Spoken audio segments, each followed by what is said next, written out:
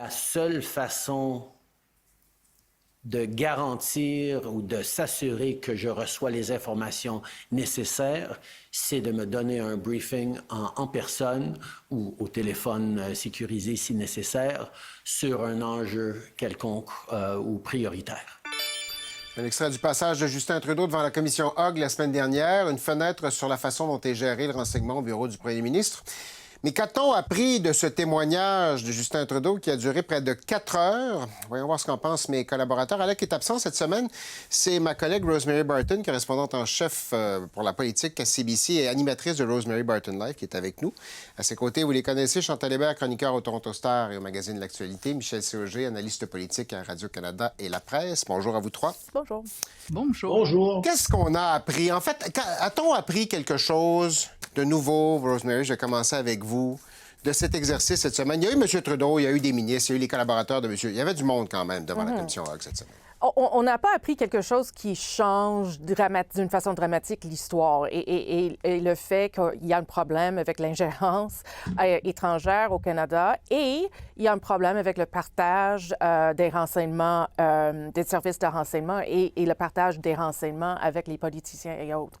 Je pense que ce qu'on a appris, par contre, c'est que dans le bureau du premier ministre, il y a un manque de confiance dans le service de renseignement, dans la CRS, qu'ils ont eu des affaires auparavant avec eux qui l'ont fait questionner sur la profondeur et les éléments de preuve présentés. Alors, ça, c'est un problème. Si le bureau du premier ministre a des problèmes de confiance avec leur service d'intelligence, de renseignement, comment est-ce qu'il peut procéder et prendre les bonnes décisions lorsqu'il y a des exemples d'ingérence? C'est ça que moi, j'ai appris, en tout cas. Oui. Michel, effectivement, il y a eu ça. Il y avait des doutes, des fois. Du renseignement, c'est pas de la preuve. On a entendu ça beaucoup de plusieurs ministres. Il y avait des doutes. Qu'est-ce que vous avez appris, vous? Qu'est-ce que vous avez retenu? D'une part, le renseignement ne peut pas être de la preuve. On ne peut pas demander au SCRS d'aller chercher de la preuve qu'on pourrait amener devant un tribunal ou quelque chose comme ça. C'est sûr que ça va toujours rester dans un flou. Mais ce qu'on a appris, d'une part, j'ai été surpris de voir M. Trudeau à ce point candide de dire, écoutez, si vous voulez me passer un message, parlez-moi parce que moi, je dis pas mes mots. C'est quand même rare qu'un politicien ou un premier ministre va dire ça. C'est plutôt le contraire d'habitude qui est le cas. Et d'autre part, que la barre est assez élevée pour dire qu'il y a de l'ingérence étrangère, même quand les choses semblent assez claires. Dans le cas de M. Hogg, le député libéral qui a été obligé de devenir indépendant, ça semblait assez clair comme ingérence, et pourtant, ni le premier ministre, ni le Parti libéral, ni les hauts fonctionnaires qui s'occupent de vérifier s'il y a de l'ingérence n'ont dit c'est suffisamment important pour qu'on avertisse les gens. Alors, si la barre est aussi haute, ça va être assez rare qu'on la franchisse, je crois. Oui, la question, c'est peut-on l'atteindre, placer au... Puis c'est assez important pour que M. Trudeau soit briefé à l'aéroport, à sa sortie de l'avion à un moment donné. Chantal, ça vous a surpris, ça? Jusqu'à un certain point, mais si on est en train de dire qu'on voudrait que les gouvernements de demain prennent pour argent comptant tous les éléments de renseignement qu'ils entendent et agissent en conséquence, je pense qu'on s'en va quelque part où on veut vraiment pas aller. Dangereux, ouais.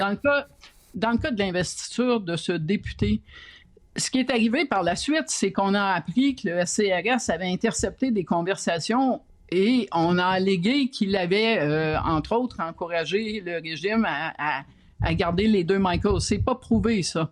Mais au moment de la conversation à l'aéroport, ce qu'on est en train de dire, c'est qu'il y a des autobus nolisés d'étudiants chinois qui sont allés voter pour lui à l'investiture et que ces étudiants qui sont ici avec des visas ont pu être encouragés à le faire par le régime chinois. Le problème, c'est que le Parti libéral, comme le Parti conservateur et d'autres partis, des autobus de membres de la diaspora qui se présentent pour voter pour des candidats, ça fait des lunes. Justin Trudeau est encore en culotte courte, puis il y avait déjà des autobus qui faisaient ce genre d'activité-là. J'en ai couvert pendant les années 80 des assemblées d'investiture à Toronto où, par ordre alphabétique, les gens se mettaient en ligne et la ligne des S, parce que tout le monde s'appelait Singh, sortait de l'édifice. Alors, c'est sûr qu'il n'a pas été impressionné. M. Trudeau n'a pas vraiment dit qu'il lisait pas les mémos qu'il recevait. Il a dit qu'il en recevait beaucoup et qu'il les lisait pas tous. J'ai travaillé à Queen's Park et au Parlement fédéral. Je suis pas premier ministre, mais je me souviens de la pile de papier de l'ancien temps qui arrivait sur le bureau pendant qu'on était à la période des questions.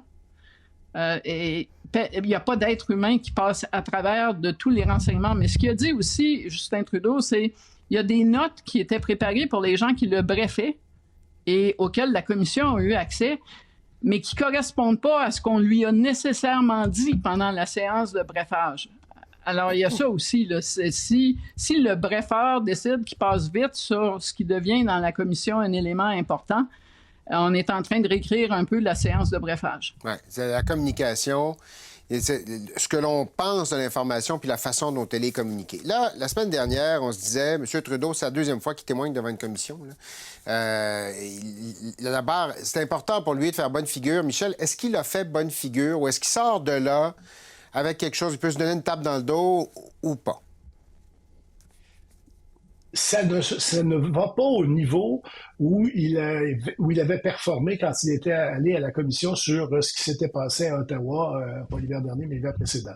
Là, il avait frappé un circuit. Là, c'est vraiment pas le cas. Il s'en est pas mal tiré, il s'est pas tiré dans le pied, là, mais c'était assez ordinaire comme performance. Il faut dire aussi que il était plus au banc des accusés cette fois-ci que la fois précédente. La fois précédente, c'était une décision du gouvernement, elle se défendait et il l'a défendue. Là, il devait défendre sa gestion du renseignement et ça, c'est toujours plus délicat parce que ça vient chercher à un moment donné des choses très subjectives. Et effectivement, quand il dit « moi, je ne pouvais pas considérer que le renseignement était toujours vrai », c'est tout à fait exact. À un moment donné, par contre, comme disait Rosemary tout à l'heure, qu'est-ce que ça dit soit sur notre système de renseignement, soit sur les renseignements qu'obtient le premier ministre? Ouais. Chantal, puis ensuite Rosemary, est-ce que la performance était bonne? Puis est-ce qu'il y avait quelque part, dans l'exercice qu'on voit depuis 2 semaines, là, quelques semaines, est-ce qu'il n'y a pas une justification que cette enquête-là, elle aurait peut-être dû être déclenchée avant? Il y en a des prétextes pour une commission d'enquête, finalement. Bon, elle aurait dû être déclenchée avant. J'ai de la misère à réconcilier ce qu'on a entendu depuis 2 ou 3 semaines avec les recommandations de David Johnston qui disait c'est pas nécessaire de faire cet exercice-là. M. Johnston, un jour, en répondra peut-être. Et vous parliez de tape dans le dos. Selon moi, la seule personne qui va donner une tape dans le dos à Justin Trudeau ou une claque dans le visage, c'est la juge Hogg quand elle va rendre son rapport. Et qui, elle, a tous les éléments d'information et qui, à la lumière de ça, va pouvoir dire, oui, il y a des carences dans le système où, oui, le gouvernement a été franchement désinvolte à la face même des avertissements qu'on lui donnait. Mais jusqu'au 3 mai, je pense que la sagesse suggère de laisser la personne qui parle en connaissance de cause préparer son rapport. Je suis d'accord avec ça parce qu'il y a plein de choses qu'on ne sait pas, qu'on ne saura jamais. Une question que j'ai, c'est est-ce que le premier ministre et son entourage posent les bonnes questions? Lorsque le service de renseignement se présente avec des indices des renseignements sur whatever, est-ce qu'il pose les bonnes questions? Par contre, je pense que le premier ministre s'en est bien sorti. Et je pense que ça, c'est parce qu'il fallait qu'il soit rassurant pour les Canadiens sur le système, la démocratie. Et je pense que ça a marché. Et je pense aussi le fait qu'il a pointé du doigt les services de renseignement aide aussi. Alors, il y a d'autres personnes à blâmer si les choses ne sont pas venues chez lui, à son bureau, s'il ne les a pas vues. Et je pense qu'il a réussi, en quelque sorte, à faire ça aussi. Bon. On va attendre. C'est vrai que c'est pas mal la juge Hogg qui a ça entre les mains parce qu'elle a entendu les témoignages, mais elle a vu tous les documents. Alors, on verra ce qu'elle en tire comme conclusion bientôt. Je vous amène sur un autre terrain. Il y a le budget dans 48 heures qui va être déposé, budget de Mme Freeland. On a l'impression qu'il ne restera pas grand-chose dans ce document-là parce que ça fait 3 semaines qu'on entend parler de mesures budgétaires presque quotidiennement. Chantal, est-ce que ça fait une différence pour le gouvernement d'avoir égrené les mesures comme ça? Parce qu'on tentait d'obtenir un peu de visibilité sur la place publique. Ça fonctionne? Pour la visibilité, c'est sûr que ça fonctionne. Là, je vous plains, là, vous allez sans doute aller au lock-up, amener, je sais pas moi, une vidéo sur Netflix pour vous distraire parce qu'il n'y a pas grand-chose qu'on ne sait pas. Mais néanmoins, si le gouvernement, et c'était son intention, voulait mettre en évidence les mesures de son budget autres que le déficit, plan de retour à l'équilibre budgétaire et taxes s'il y en a, aux nouveaux impôts, c'était la façon de faire. Parce que si vous arrivez mardi et que c'est écrit déficit de je ne sais pas combien de milliards de plus que prévu, pas de retour à l'équilibre budgétaire avant qu'on soit tous, Michel et moi en tout cas, ailleurs que sur cette planète, et qu'en même temps on vous annonce qu'il y a des nouveaux impôts, pensez-vous que tout ce qu'on a entendu depuis 3 semaines, on en aurait parlé longtemps mardi ou mercredi? Probablement pas. Hein? Poser la question, c'est un peu y répondre. Michel? En même temps, si la seule surprise qui reste, c'est le chiffre du déficit, de quoi on va parler, ça va être du chiffre du déficit. Il y avait ce danger-là qui était inhérent. Mais effectivement, Chantal a raison quand elle dit, écoutez, plus les budgets sont gros, plus il y a des choses dedans qui passent nécessairement sous silence le soir aux informations. Et puis là, les libéraux, de toute évidence, ont dit, au diable le déficit, on va faire des projets, on va mettre des projets devant les Canadiens, puis M. Poilievre ou les autres auront l'odieux de dire qu'ils ne veulent pas les faire. C'est une stratégie, mais en même temps, regardons ce qui s'est passé au Québec et en Ontario pour les gouvernements Ford et Legault. Quand le déficit est devenu beaucoup plus élevé que prévu, ça a eu un backlash contre ces deux gouvernements-là. Et on n'a pas parlé des autres mesures. Rosemary. Mme Freeland dit que le déficit ne va pas augmenter, alors que ça va rester aux alentours de 40 milliards. Et ça me fait penser qu'effectivement, comme Chantal dit, les impôts vont être plus élevés et on s'entend que ce serait pour les plus riches des Canadiens et pas tout le monde.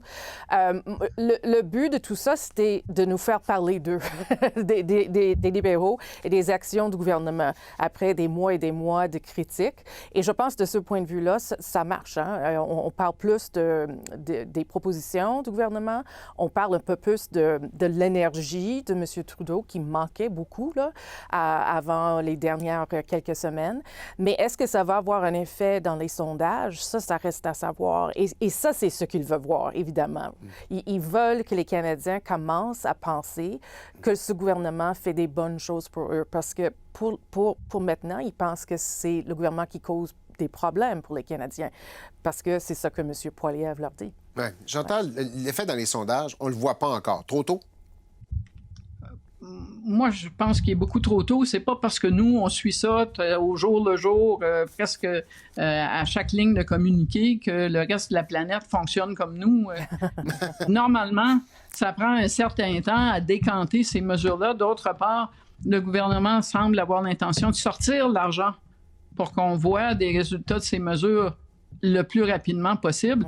C'est à ce moment-là que les gens commencent à s'en apercevoir, quand tout à coup, il y a plus d'argent pour les petits déjeuners ou que la hausse des loyers et il y a plus de recours pour les locataires. On n'est vraiment pas rendu là. Michel, sur les sondages, trop tôt? Trop tôt, et on verra s'il y en a un effet.